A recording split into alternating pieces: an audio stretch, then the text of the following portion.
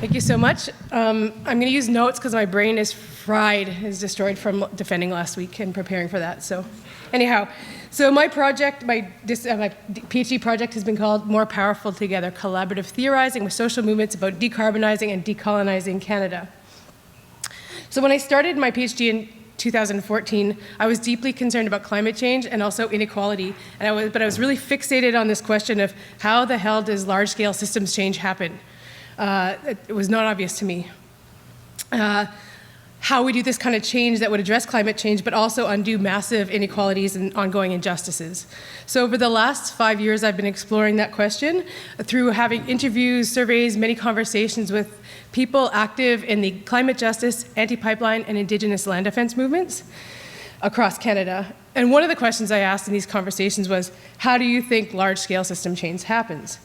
And when I put all their answers together into one lens or bring them all into dialogue, this is what has emerged from that change happens, or large-scale change happens, through a convergence of the context in which we act, the way we take action, the understandings, values, and worldviews that undergird our actions, and also importantly, how all the different strategies, all the different efforts relate. And that in order for all the pieces to fit together in a transformative way, we need coordination. And in order to have coordination across different parts of movements, across different communities, there needs to be relationships, strong relationships of solidarity. And to have those good relationships, we need to be undoing relations of domination. So the main takeaway here for me from these conversations is that there's a need to think and act more holistically in ways that account for, integrate, and include much more than our current modes of activism and our current understandings of change facilitate. But what also came up is the tensions that exist within our movements over conflicting theories of change. And I've noticed similar tensions within academic circles as well as the ecological economics community.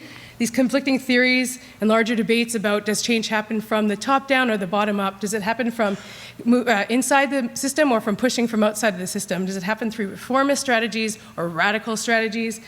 Does it happen through individual action or through collective action? So on and on. And so I see these dualized sort of binary ways of conceiving change as hindering our capacity for massive collective action. So in the conclusion of the thesis, I propose a sort of using relationality or as a conceptual basis for working across difference, for thinking across different conceptions of change and different approaches to making change.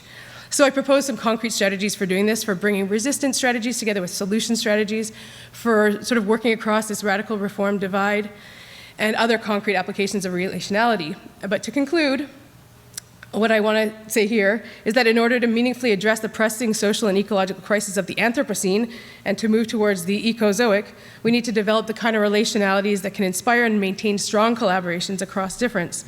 And these strong relations can only exist based on equality. So building a strong force for change requires undoing all forms of oppression and domination. So that's people over nature, that's people over other people, that's classism, sexism, racism, settler colonialism.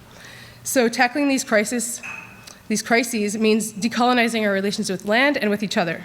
That means a massive redistribution of decision-making and decision-making power and land. And so to do that, settlers need to learn to step back and learn to listen and listen hard. So let's do some of that. Okay.